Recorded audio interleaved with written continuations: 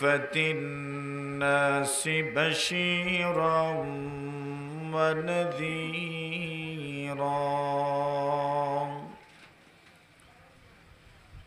وداعيا إلى الله بإذنه وسراجا منيرا.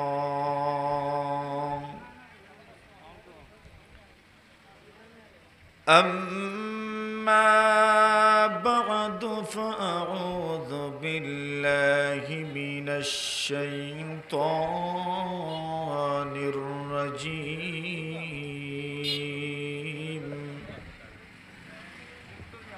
بسم الله الرحمن الرحيم.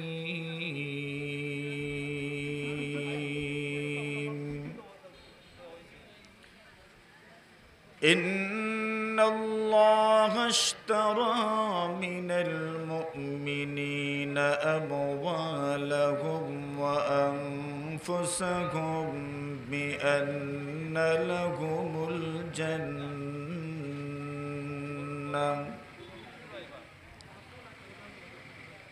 وقال تعالى في مقام آخر: إن الذين آمنوا وعملوا الصالحات كانت لهم جنات الفردوس نزلا. وقال رسول الله صلى الله عليه وسلم: اطلبوا الجنة جهدكم واهربوا من النار جهدكم، وإن الجنة لا ينام طالبها، وإن النار لا ينام هاربها. ألا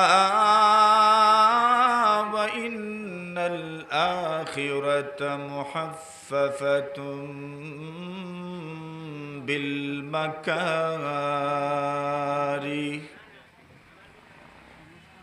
وإن الدنيا محففة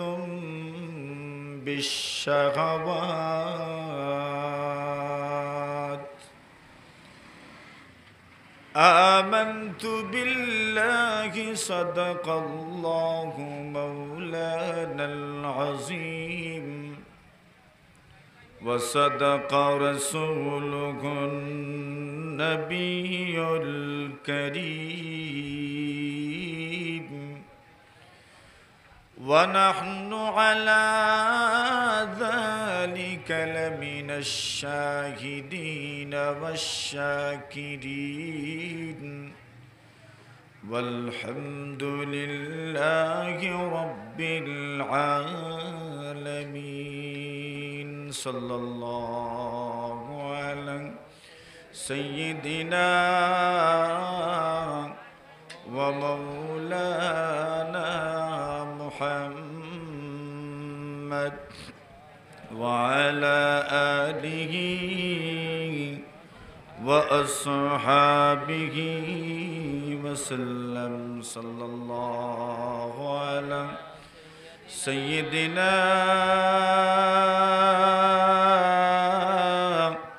ومولانا محمد وعلى آله وأصحابه وسلم.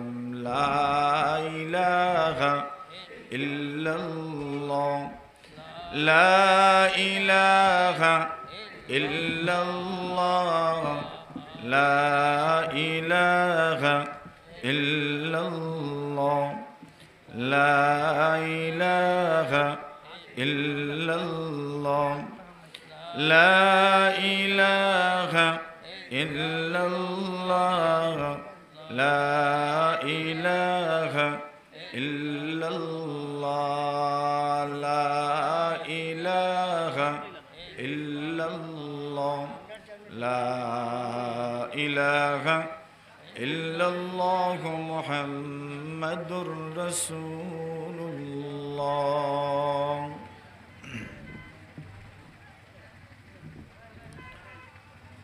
ঐতিহ্যবাহী বাজার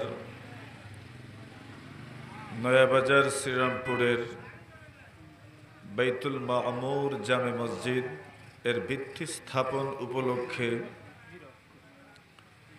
আয়োজিত তাফসিরুল কোরআন পরিষদের উদ্যোগে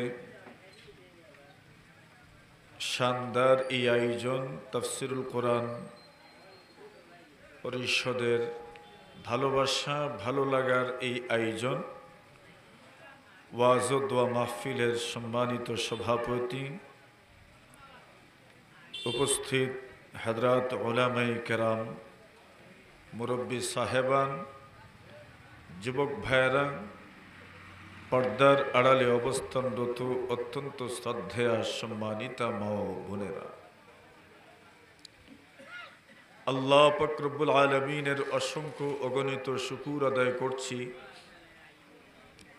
যিনি আজকের এই মহতি মাহফিলে আপনাকে আমাকে উপস্থিত হওয়ার তৌফিক দান করেছেন। এজন্য আমরা সকলেই শুকরিয়া আদায় করি আলহামদুলিল্লাহ। ওই ফ্যানটা বন্ধ করে দেন।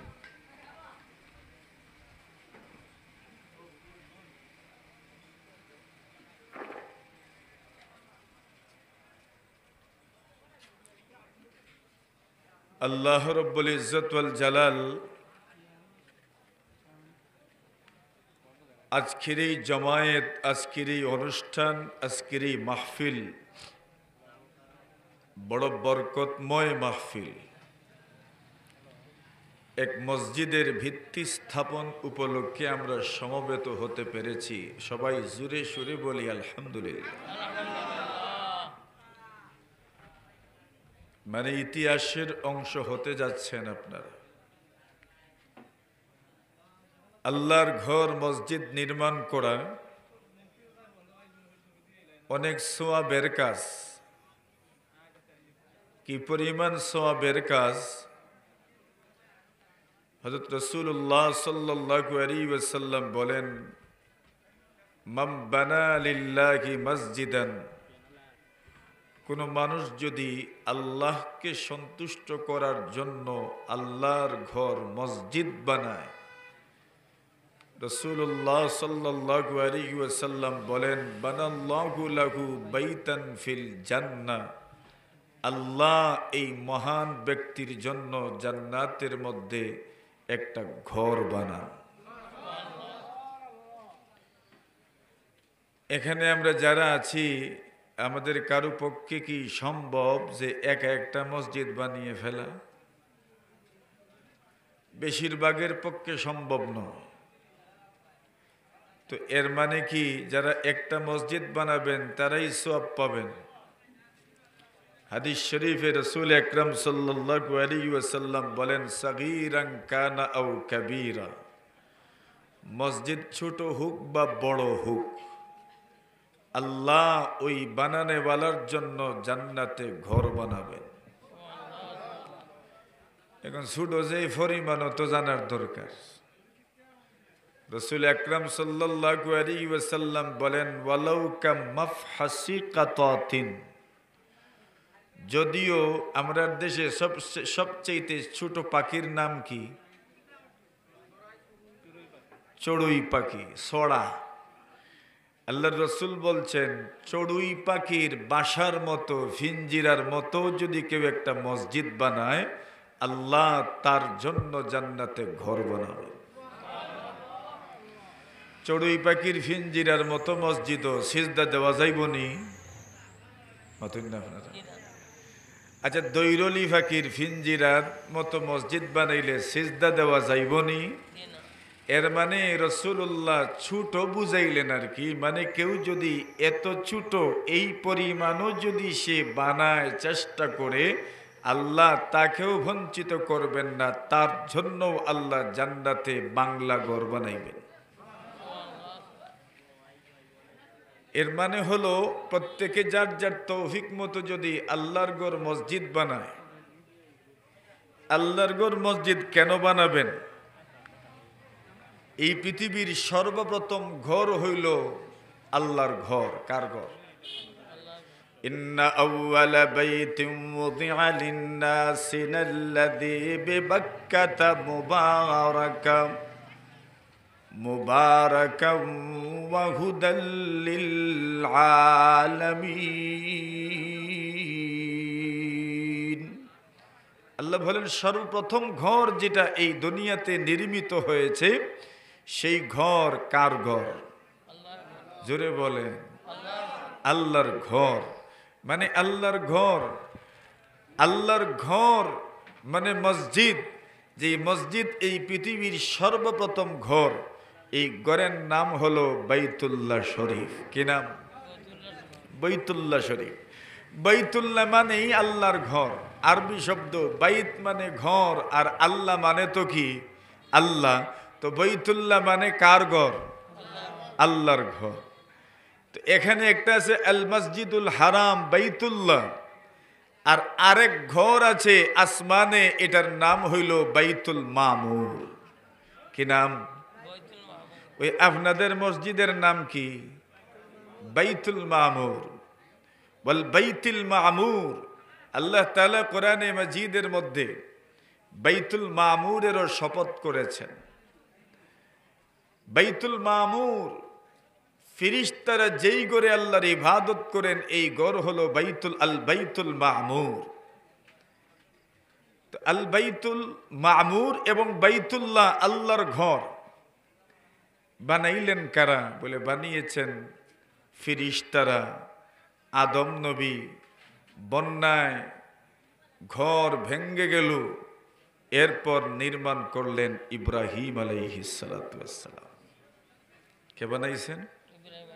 ইব্রাহিম নবী। কেমনে বানাইলেন? হযরত রাসূল করিম সাল্লাল্লাহু আলাইহি ওয়াসাল্লাম বলেন, আল্লাহ তাআলা ইব্রাহিম আলাইহিস সালাতু ওয়াস সালামের জীবনে কতগুলো ঘটনা ঘটাইলেন। সেই ঘটনাগুলোর একটি ঘটনা হলো, উনি যখন বাবেল থেকে সফর করছিলেন, তৎকালীন যুগে ইরাকের যে বাদশা ছিল, ওই বাদশা ছিল বড় বদমাইশ, বড় খারাপ। কোনো মানুষ যদি নিজের স্ত্রী নিয়ে সফর করত, তাহলে পথিমধ্যে সে ওই ব্যক্তিকে জিম্মি করে তার স্ত্রীর সাথে জিনায় লিপ্ত হতো। নাউজুবিল্লাহ। ইব্রাহিম নবীনা আলাইহিস সালাতু ওয়াস সালাম নিজের স্ত্রী সারা, কি নাম? সারাকে নিয়ে সফর করছেন। আর সারা হচ্ছেন তৎকালীন যুগে পুরা দুনিয়ার সবচাইতে সুন্দরী রমণী ছিলেন হযরত সারা। এত সুন্দর মহিলা। বাদশার ছেলে চামুন্ডারা রাস্তায় দাঁড়ানো, বাদশাকে সংবাদ দিলেন যে আজমালুল আরব, আরবের সবচেয়ে সুন্দরী মহিলা নিয়ে একজন সুদর্শন মানুষ ওই রাস্তা দিয়ে যাচ্ছেন, আমরা কি তাকে নিয়ে আসব? বলেন, তো আর চাইলে কি নিয়ে আসো। তারা হযরত সারাকে নিয়ে গেলেন। যাওয়ার সময় হযরত ইব্রাহিম আলাইহিস সালাতু ওয়াস সালামকে জিজ্ঞাসা করলেন, উনি আপনার কি হন? উনি বলছেন, উনি আমার বোন হন। কি হয়? মাতুন না আপনারা? দুনিয়ার শ্রীরামপুর নয়াবাজারের কোনো মানুষে যদি বউরে বোন ডাকিলেন, তো কি তুই বউ? মাতুন না তে আপনারা? মাঝে মাঝে ফতোয়া জিগাননি, বলে জামাইয়ে রাগ করিয়া উঠিয়া কইলিছেন, তুমি আমার বোন গো। মাতুন না আপনারা? রাগে কইননি না? জীবনেও এমন কোনো কথা মুখ দিয়ে বের করিয়েন না, নতুবা এই কথার ঝামেলা আছে, এই কথার সমস্যা আছে। এখন হযরত সারা ইব্রাহিম আলাইহিস সালাতু ওয়াস সালাম বললেন উনি আমার বোন, আর সারাকে গিয়ে বললেন তুমি টেনশন নিও না, আমি যে তোমাকে বোন বলেছি অসুবিধা নাই, আল্লাহর এই জমিনে আমি আর তুমি ছাড়া তো কেউ মুসলমানই না। আর দ্বিতীয়ত কোনো কোনো বর্ণনায় পাওয়া যায় হযরত সারা ইব্রাহিম নবীর চাচাতো বোনও ছিলেন, তো চাচাতো বোন হিসাবে বোনই। আবার যেহেতু এই দুনিয়াতে তুমি আর আমি ছাড়া কেউ মুসলমানও বর্তমানে নাই, তাহলে ইসলামী ভ্রাতৃত্বের বিবেচনায় তুমি তো আমার বোন। এজন্য হযরত সারাকে ইব্রাহিম বললেন উনি আমার বোন। এরপরেও তারা সারাকে বাদশার দরবারে নিয়ে গেল। বাদশা যখন লুলুপ দৃষ্টিতে সারার সঙ্গে জিনা করার জন্য হাত বাড়ালো, আল্লাহ তাআলা হযরত সারার কারামত প্রকাশ করেছেন, সাথে সাথেই এই বাদশার হাতে প্যারালাইজ হয়ে গেল। হাত এমনভাবে কাঁপতে শুরু করলো, সামনের দিকে আর বাড়াতেই পারে না, নিজেও সামনের দিকে অগ্রসর হতে পারে না। আল্লাহর বান্দা চিন্তা করলো এই কঠিন পরিস্থিতি থেকে ওই মহিলা যদি দুয়া না করে তাহলে আমার ওই পরিস্থিতি থেকে বের হয়ে আসার কোনো সুযোগ নাই। নিরুপায় হয়ে সারার সামনে কান্নারত অবস্থায় বললেন আমি মাফ চাই তোমার কাছে, তুমি আমার জন্য দোয়া করো, আল্লাহ যেন আমার অবস্থার পরিবর্তন করে দেন। হযরত সারা আল্লাহর কাছে দোয়া করলেন, আল্লাহ তাআলা তাকে সুস্থ করে দিলেন। সুস্থ হওয়ার পরে আবার সারার দিকে কুদৃষ্টিতে তাকিয়ে সারা আলাইহিস সালাতু ওয়াস সালামের সাথে জিনা করার জন্য, বদতমিজি করার জন্য হাত বাড়াইল। আল্লাহ পাক আবার তার হাত অবশ করে দিলেন। আবার সারার কাছে নিরুপায় হয়ে দোয়া চাইল। সারা দোয়া করলেন, আল্লাহ তাকে সুস্থ করলেন। আবার সে সুস্থ হওয়ার পরে সারার সাথে সব ধরনের বদতমিজি করার চেষ্টা করলো, আবার তার হাত অবশ হয়ে গেল। নিরুপায় হয়ে সারার সামনে আত্মসমর্পণ করে দোয়া চাইল, দোয়া করলেন, আল্লাহ সুস্থ করে দিলেন। এইবার বিরক্ত হয়ে বাদশা বলে যাও একে নিয়ে আমার সামনে থেকে, মানুষ লইয়া আইছো নি না শয়তান লইয়া আইছো। সুবহানাল্লাহ, মানুষ লইয়া আইছো নি না জিন্নাত লইয়া আইছো, এর দিকে হাত বাড়াইলেই হাত অবশ হয়ে যায়, এটা মানুষ না জিন্নাত মনে হয়। সুবহানাল্লাহ বলা। সারা চলে গেলেন। ইব্রাহিম নবী তো পেরেশান, কি হচ্ছে ভিতরে। হযরত সারা বললেন কিছুই হয় নাই, আল্লাহ আমার পবিত্রতা রক্ষা করেছেন। বাদশা সারার এই কারামত দেখে হাজেরাকে হাদিয়া দিলেন। সুবহানাল্লাহ। কারে হাদিয়া দিছেন বোঝা যায়নি মাত না, আওয়াজ কম বোঝা যায়, পুরা বোঝা যায়। কারে হাদিয়া দিছেন? হাজেরারে। ফাআখদামাহা, হাজেরাকে হাদিয়া দিলেন। এখন প্রশ্ন হইল হাজেরা কি ছিলেন? স্বাধীন কোনো মহিলা নাকি বাদী ছিলেন, দাসী ছিলেন? মুফাসসিরিনে কেরাম এবং মুহাদ্দিসিনে কেরামদের বেশিরভাগের মত হলো হযরত হাজেরা শুধু স্বাধীন মহিলাই ছিলেন না, কেউ তো বলছেন হযরত হাজেরা বাদশার মেয়ে ছিলেন, শাহজাদি। তো শাহজাদিকে হাদিয়া দিলেন। সারা হাজেরাকে নিয়ে আসলেন। বয়স তো কম হইল না। হযরত ইব্রাহিমের ঘরে কোনো সন্তান নাই, সারার ঘরে সন্তান নাই। সারা আর ইব্রাহিম দম্পতির ঘরে এখন পর্যন্ত কোনো সন্তান নাই। সন্তান যেহেতু নাই, স্বামীর মনে মনে একটা সন্তান যদি হইতো, স্ত্রীরও মনে মনে একটা সন্তান যদি হইতো, কতই না ভালো ছিল। কিন্তু সন্তান তো আর হয় না। সারা নিজের থেকে প্রস্তাব দিলেন, আমাকে বাদশাহ যেই হাজেরা, যেই বালিকাকে হাদিয়া দিয়েছেন, আমি ওই বালিকার সাথে আপনাকে বিয়ে পড়াইয়া দিতে চাই। সুবহানাল্লাহ বলেন। বিয়ে হয়ে যায় আর সুবহানাল্লাহর আওয়াজে বোঝা যায় কোনো খুঁজই নাই আপনার আরো জোরে সোরে। হযরত হাজেরা উনি বালিকা, তাও হাদিয়াকৃত।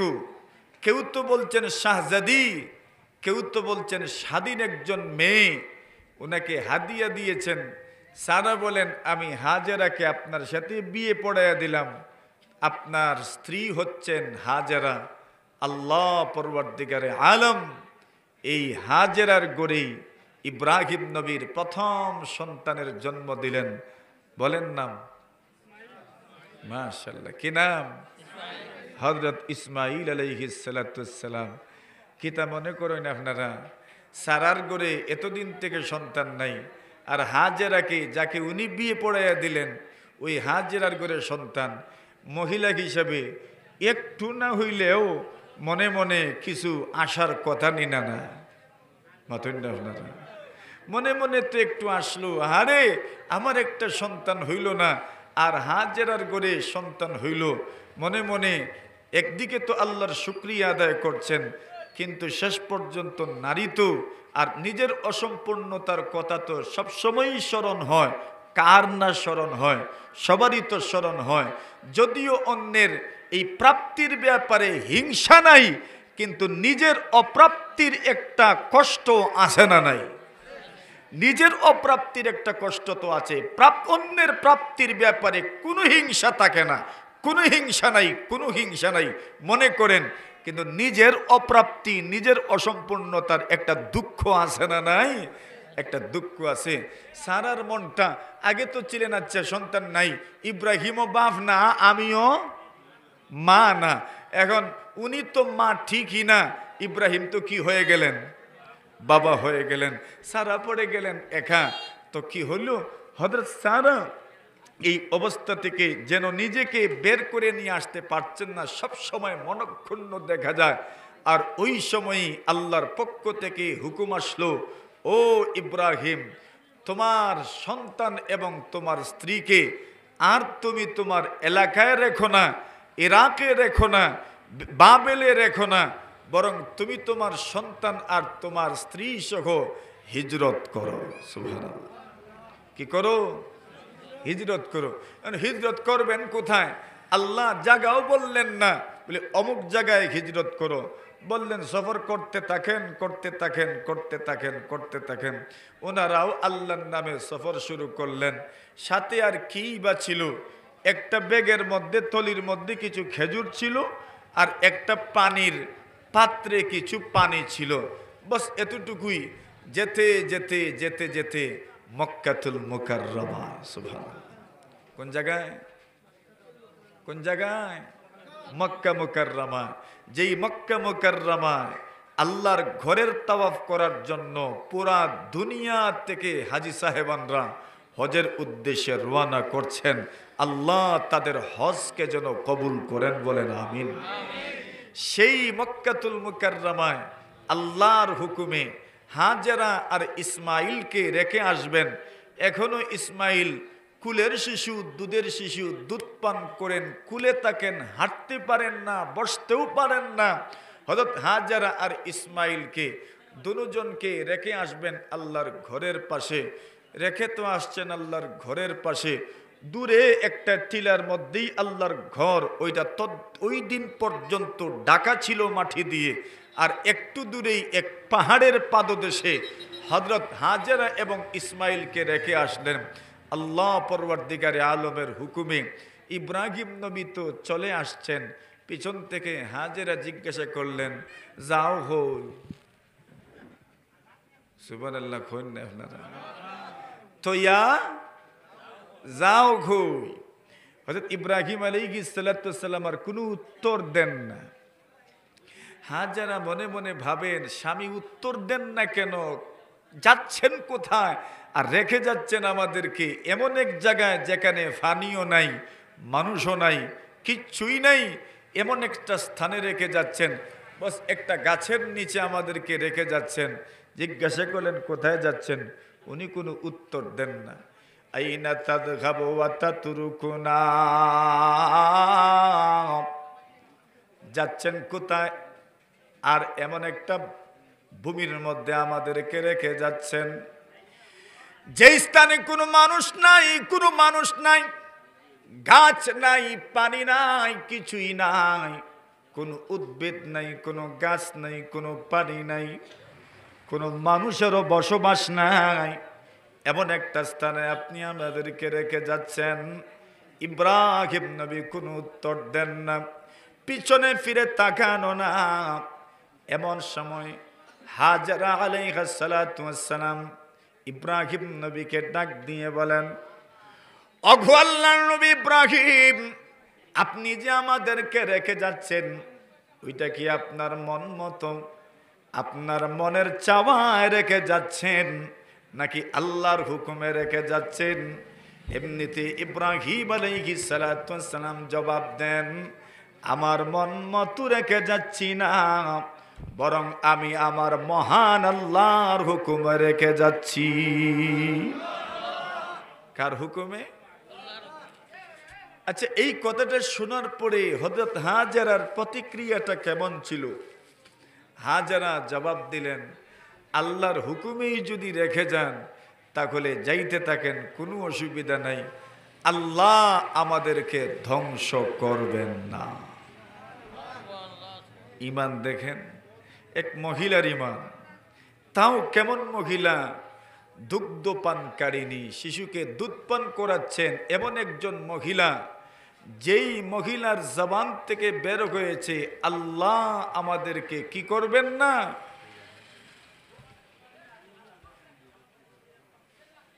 কোন এখন থেকে কালেকশন করতাম না পরে।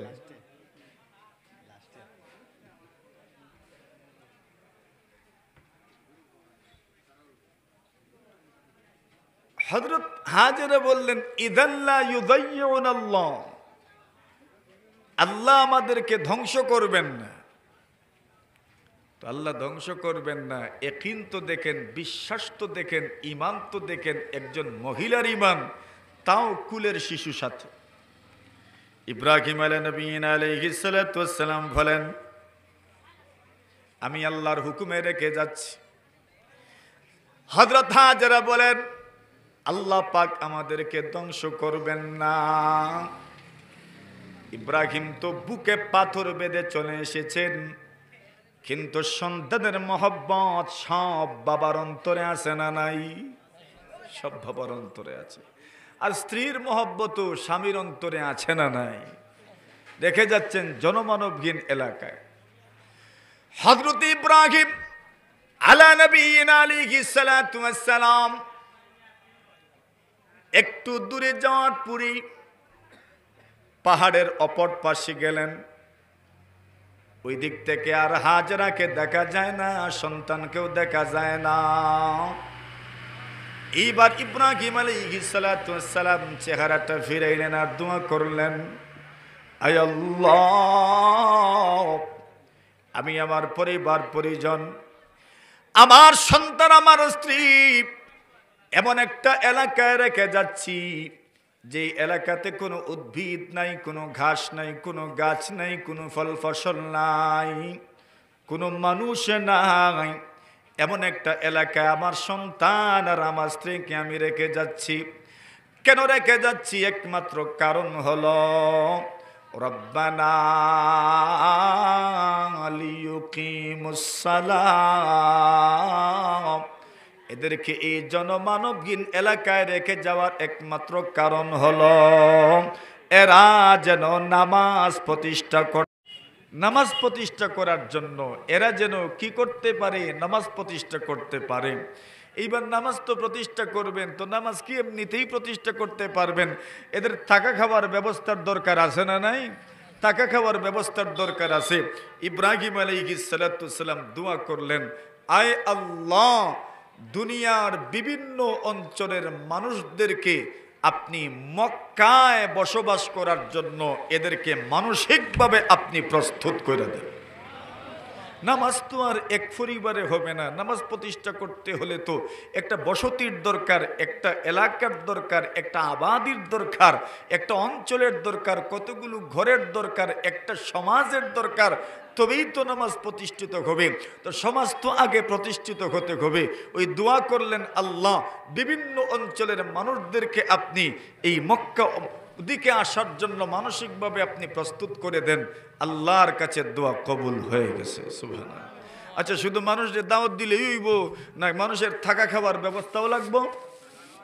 দোয়া করলেন আল্লাহ এই শহরটাকে শান্তির শহর বানায়া দেন, আর এই শহরে যারা বসবাস করার জন্য আসবে আপনি তাদেরকে ফল মূলের রিজেক দান করেন, সুবহানাল্লাহ। ওই দোয়া হইল ফলের রিজেক দিয়েন আল্লাহ, শান্তির শহর বানায়া দিয়েন, অশান্তি যেন না হয়, বসবাস করতে যেন কষ্ট না হয়। দোয়া করলেন ইব্রাহিম নবী, দোয়া কবুল নিনা না মাতন্না আপনারা, দোয়া কবুল নিনা না। এজন্য উলামায়ে কেরাম মুরব্বী আমাদের প্রত্যেকের জন্য দোয়া করা দরকার, আল্লাহ আমাদের দেশকে যেন শান্তির দেশ বানায়া দেন। কিসের দেশ? শান্তির দেশ। দেশে যদি শান্তি থাকে না তো বসবাস করার উপযোগী থাকে না। শান্তি হইল বসবাসযোগ্য শহরের প্রথম বৈশিষ্ট্য হচ্ছে এই শহরে শান্তি থাকতে হবে, নিরাপত্তা থাকতে হবে। হযরত ইব্রাহিম নবী দোয়া করেছেন আল্লাহ নিরাপত্তার শহর বানায়া দেন, শান্তির শহর বানায়া দেন। আল্লাহ শান্তির শহর বানিয়েছেন, নিরাপত্তার শহর বানিয়েছেন। এক হাজেরা আর এক ইসমাইল, আল্লাহ তাআলা তাদেরকেও তো নিরাপত্তা দান করেছেন, সুবহানাল্লাহ। কে? আল্লাহ নিরাপত্তা দিয়েছেন। হাজেরা আর হযরত ইসমাইল, এখন পানি যা ছিল তাও শেষ, খেজুর যা ছিল তাও শেষ। হযরত ইসমাইলের পানির পিপাসা এই পরিমাণ লেগেছে, কিতাবুল আম্বিয়ার মধ্যে ইমামে বুখারী রহমতুল্লাহি আলাইহি হযরত ইব্রাহিম আলাইহিস সালাতু ওয়াস সালামের আলোচনায় এই হাদিস উল্লেখ করেছেন। হযরত ইসমাইল আপনার পেট গেলা কই আমরার ভাষায়, এটা সহজে আমরা বুঝতাম পারমু। আমরা ছোটো ছোটো হুরু তাইনতে কিতা দেন মাথুন না আপনারা। বলছেন ইয়াতালাওয়া, যেন উনি মাটিতে কামড় দিয়ে আছেন পেটের খিদায় অথবা পানির পিপাসায়। মায়ের তো আর সহ্য হয় না। মা এক পাহাড় থেকে আরেক পাহাড়ে দৌড়াদৌড়ি শুরু করলেন। সাফা পর্বতের চূড়ায় গেলেন, দেখতে লাগলেন কোনো দিকে কোনো মানুষ দেখা যায় কিনা। কোনো মানুষ কি আর খুঁজে পান না। নামলেন, মারুয়া পর্বতে গেলেন, দেখলেন কোনো মানুষ পাওয়া যায় কিনা, এখানেও কোনো মানুষ নাই। হযরত হাজেরা আবার নাম নেন, 7 চক্কর দিলেন 2 পাহাড়ের মধ্যখানে। এজন্য হযরত হাজেরার ওই আমলটাকে আল্লাহ কিয়ামত পর্যন্ত স্মৃতি হিসাবে রেখে দিলেন। হাজী সাহেবানরা হজে গেলে এই 2 পাহাড়ের মধ্যখানে 7 চক্কর দেন। কত চক্কর? 7 চক্কর। হযরত হাজেরার ওই আমলটা আল্লাহর কাছে এত পছন্দ হয়েছে, আমলটাকে আল্লাহ তাআলা স্মৃতি হিসাবে রেখে দিলেন। হাজেরা 7 চক্করের পরে যখন ইসমাইলের কাছে আসলেন, আসার পরেই দেখেন ইসমাইলের কাছেই একজন ফেরেশতা উপস্থিত। আরো জোরে কোন আল্লাহর ফেরেশতার আইন নি মাতুন না আপনারা। ইন্নাল্লাযীনা ক্বালু রাব্বুনাল্লাহ সুম্মা ইসতাকামু তাতানাজ্জালু আলাইহিমুল মালাইকাতু আল্লা তাখাফু ওয়া লা তাহজানু ওয়া আবশিরু বিল জান্নাতিল্লাতী কুনতুম তুআদুন। আল্লাহ বলেন নিশ্চয়ই যারা বলে আমাদের রব আল্লাহ, সুম্মাস্তাকামু, এর উপর অটল থাকেন, অবিচল থাকেন, এদের কাছে সাহায্যের জন্য কে আসেন? আল্লাহর ফেরেশতারা আসেন। সুবহানাল্লাহ। হযরত হাজেরা গিয়ে দেখেন ফেরেশতা ডাক দিয়ে বলছেন, ও আল্লাহর বান্দি হাজেরা, টেনশন করিয়েন না, আল্লাহ আপনার হেফাজত করবেন।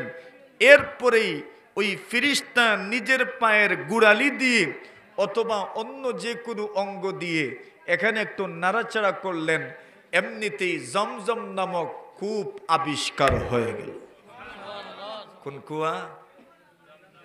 জমজম কুয়া। জমজমের পানি সকলেই পান করতে চায়। আল্লাহ এই পানির মধ্যে বৈশিষ্ট্য রেখেছেন, এই পানি শুধু পিপাসা দূর করে না, এই পানিয়ে পেটের ভুকও মরে। এমন এক পানি জমজম পানি। আচ্ছা, জমজম পানি বের হচ্ছে কুয়ার থেকে, ফোয়ারার মতো পানি বের হচ্ছে। আচ্ছা, কোন চাই আপনারা এমনভাবে যদি পানি বের হয় আর আমরা যদি দেখি তো খরমুখিতে আমরা মাতুন্নাতে পানি বর্তা নেই কিচ্ছু, কেমনে বরবা মাতুন্নাতে কিতা দিয়া কুরু দিয়া পানি ভরবেন। কেন ভরবেন? যে পানি ভরার না ফ্যান লাগবে না, পানি ভরার কারণ হইল ফ্যান লাগবে না। পানি কেন ভরবেন বলে, পানি যদি জমা না করি তো পান করব কেমনে, পানি যদি জমা না করি তাহলে সংরক্ষণ করব কেমনে। এজন্য কুরু দিয়ে হযরত হাজেরা পানি ভরতে লাগলেন।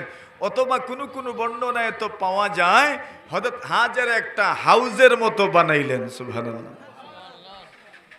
মাসুস মারুননি আপনারা মাতুন না। ওই বন্ধ আল বাওয়ার পরে একবারে সমতল জমিনও বান্দিয়া তুরা বান্দিয়াও হিসিলাওয়া যায়নি না না। হযরত হাজেরা এবারে বান্দিছুন আর বান্দিয়া পানি আটকাইছুন। হযরত রাসূল আকরাম সাল্লাল্লাহু আলাইহি ওয়াসাল্লাম বলেন, ইয়ারহামুল্লাহু উম্মা ইসমাঈল, আল্লাহ তাআলা ইসমাঈল আলাইহিস সালাতু ওয়াস সালামের আম্মা জানের উপর রহম করুন। লাউলাম তাগরিব, হযরত ইসমাঈলের আম্মা যদি কুরু বরে যদি উনি পানি সংরক্ষণ না করতেন, লাকানাত জামজামু আইনান মাইনা, আল্লাহ রসুল বলেন তো জমজম নামক কূপ আর কুয়া থাকতো না, জমজম প্রবাহমান ঝর্ণা হয়ে যেত। প্রবাহমান ঝর্ণা হয়ে যেত। উনি যদি হাউস না বানাইতেন তাহলে জমজম নামক কুয়াটা প্রবাহমান ঝর্ণা হয়ে যেত। হযরত হাজেরা হাউজের মতো বানাইছেন, হযরত হাজেরা কুরুবরে পানি সংরক্ষণ করেছেন। এজন্য জমজম কূপ এখন কুয়াই রয়ে গেছে। যদি এটা করতেন না তো জমজম নামক কূপটা কি হয়ে যেত? একবারে প্রবাহমান ঝর্ণার মতো হয়ে যেত। এটা আল্লাহর হুকুমি করছেন, ভালোই করছেন। সব রাত যদি সবে কদর হয়ে যেত তো সবে কদরের আর কোনো ইজ্জত থাকলো নেনি মাতুন না। সব রাত যদি বাসর রাইত হয়ে যেত তো সব বাসর রাইতের কোনো ইজ্জত আছে? সব রাত যদি সবে কদর হয়ে যায় তো সবে কদরের কোনো ইজ্জত থাকবো? সব রাত্র যদি সবে বরাত হয়ে যায় তো সবে বরাতের কোনো ইজ্জত থাকবে? সবে বরাতের কোনো ইজ্জত থাকবে না। এজন্য আল্লাহ তাআলা এক এক রজনীতে এক এক সওয়াব রেখেছেন, এক এক সময় এক এক সওয়াব রেখেছেন, এক এক সময়ের এক এক মূল্য আল্লাহ দিয়েছেন, এক এক সময়ের এক এক প্রভাব আছে, এক এক সময়ের এক এক বৈশিষ্ট্য আল্লাহ তাআলা রেখেছেন। জমজম নামক কূপের এক বৈশিষ্ট্য আছে, জমজম নামক কুয়া আল্লাহ তাআলা এটাকে কূপের মধ্যে রেখে দিয়েছেন। কেন? এই পানির আলাদা বৈশিষ্ট্য আছে না নাই? আলাদা। এটা আল্লাহরই হুকুম। কার হুকুম? হযরত হাজেরা পানির ব্যবস্থা হইল, ইসমাইল পানি পান করলেন, হাজেরাও পানি পান করলেন। ঘটনা এই পর্যন্ত তো এই রকম। এরপরেই হযরত হাজেরা আলাইহিস সালাতু ওয়াস সালামের ইসমাইল আলাইহিস সালাতু ওয়াস সালামকে বিয়ে করানোর জন্য চেষ্টা ফিকির করতে লাগলেন। বিয়ে করাইবেন, ফাতলি তো দরকার। আল্লাহু আকবার। হযরত হাজেরা আলাইহিস সালাতু ওয়াস সালাম আর ইসমাইল এই জমজম কূপের পানি পান করেন।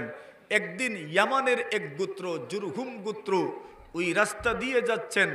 যাওয়ার সময় তারা লক্ষ্য করলো উপরে পাখি উড়াউড়ি করছে। তাদের মনে মনে আসলো পাখি যখন উড়াউড়ি করছে তো নিশ্চিত এই জায়গায় ফানি আছে। সুবহানাল্লাহ। এরা মনে মনে বলে, জীবনে কতদিন এই রাস্তা দিয়ে গেলাম, একটা দিনও আকাশে পাখি উড়াউড়ি করতে দেখি নাই। পাখি তো সেখানেই উড়াউড়ি করে যেখানে পানি আছে। এখানে পানি আসলো কোথার থেকে? লোক পাঠালো, দেখো পানি আছে কিনা। লোকজন গিয়ে অনুসন্ধান করে দেখলো জমজম কুয়ার পানি, পাশেই হাজেরা বসা। হাজেরার কাছে তারা বলল, আপনি এখানে বসবাস করছেন একা একা, আমরাও এখানে বসবাস করতে চাই, আপনি যদি আমাদেরকে অনুমতি দেন।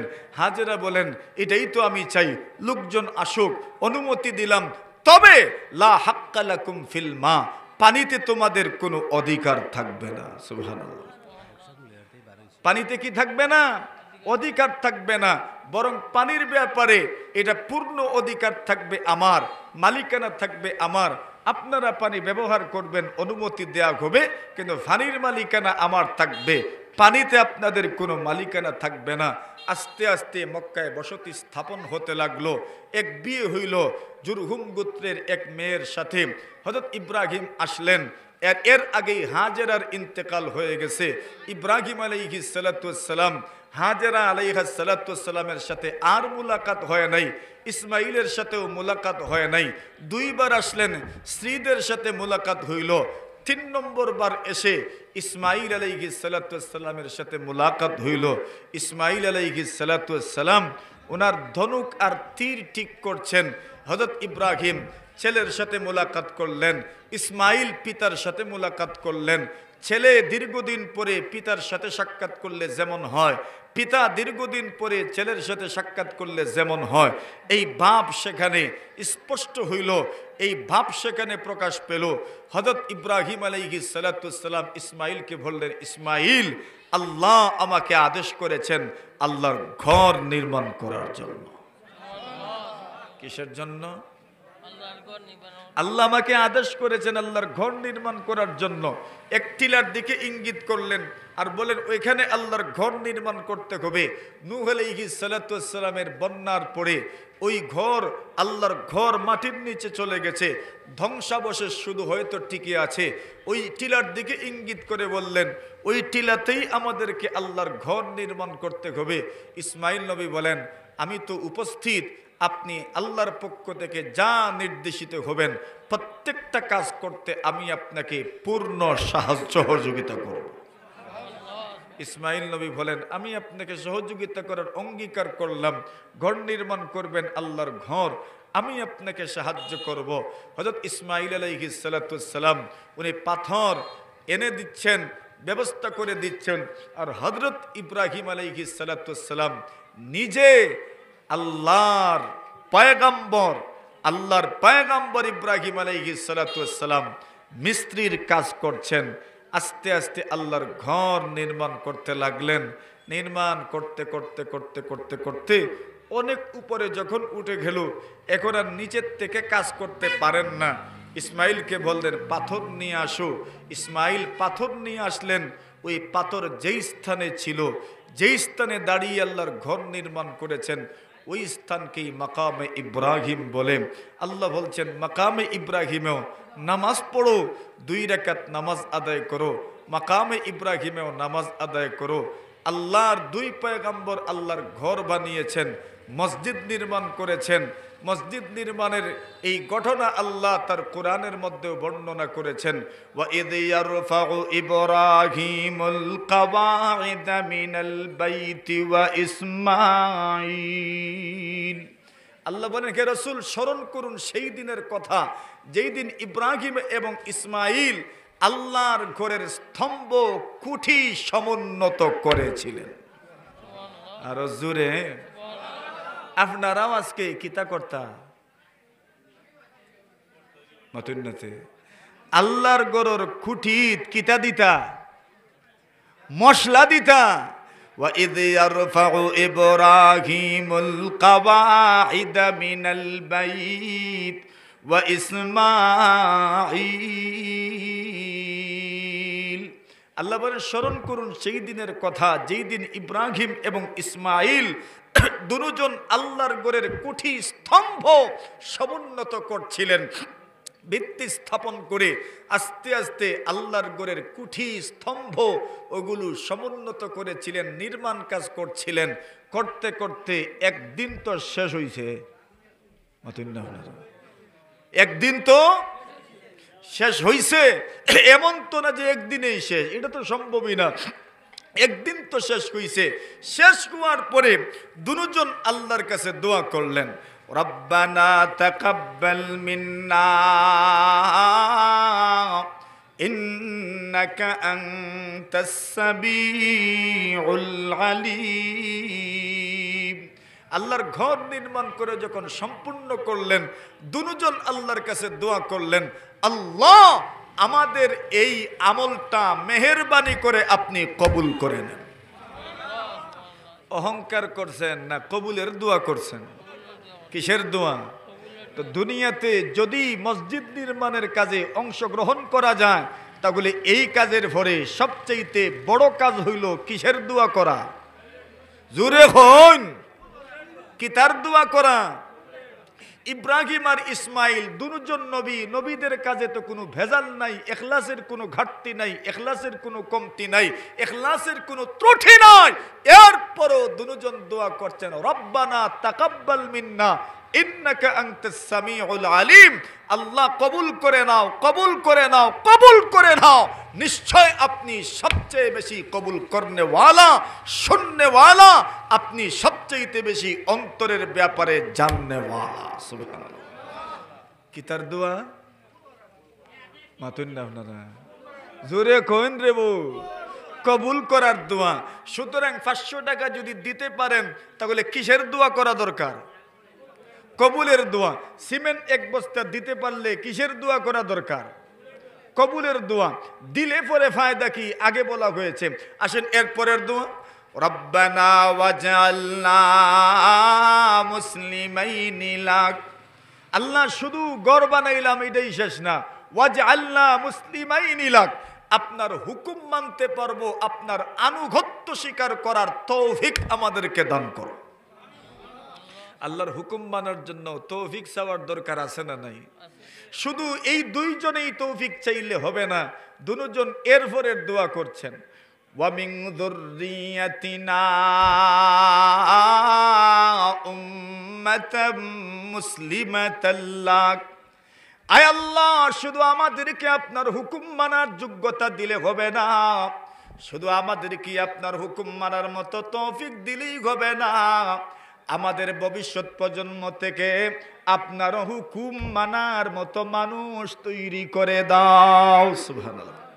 এই দোয়া হইল ভবিষ্যৎ প্রজন্মের দোয়া।